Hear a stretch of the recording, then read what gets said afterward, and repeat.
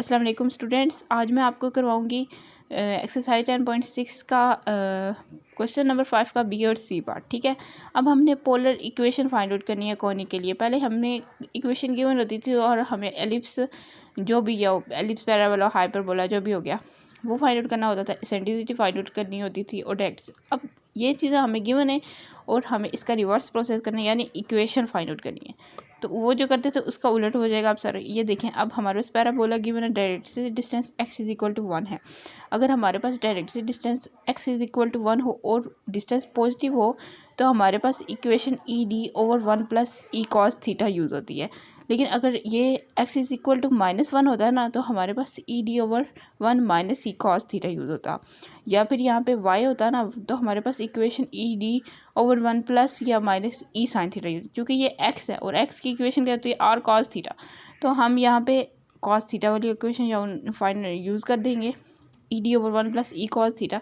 अब ई तो हमारे पास नहीं है, डायरेक्ट्रिक्स तो है, लेकिन देखिए पैराबोला उन्होंने दी हुई है इक्वेशन के पैराबोला की है। तो पैराबोला क्या होता है, उसकी सेंट्रिसिटी क्या होती है, इक्वल टू 1 होती है। ज़रा पैराबोला है तो इक्वल टू सेंट्रिसिटी इसकी इक्वल टू 1 ही होगी, तभी ये पैराबोला है।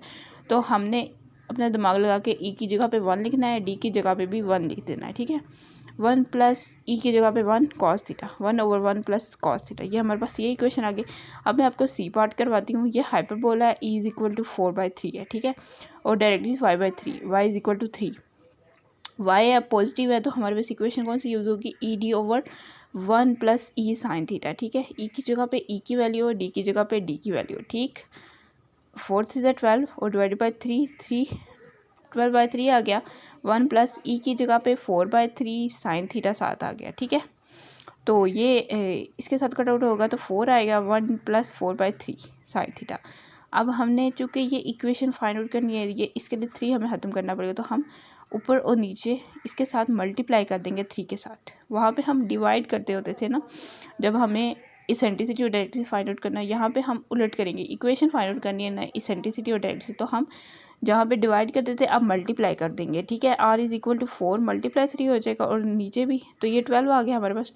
ये 3 1 3 हो गया, प्लस 4 3 12 और 3 4 12 होता है। ठीक है, कट आउट होके 4 आ गया और साइन थीटा आ गया। होप सो आपको ये समझ आ गया होगा जो मैंने समझाया है। Thank you.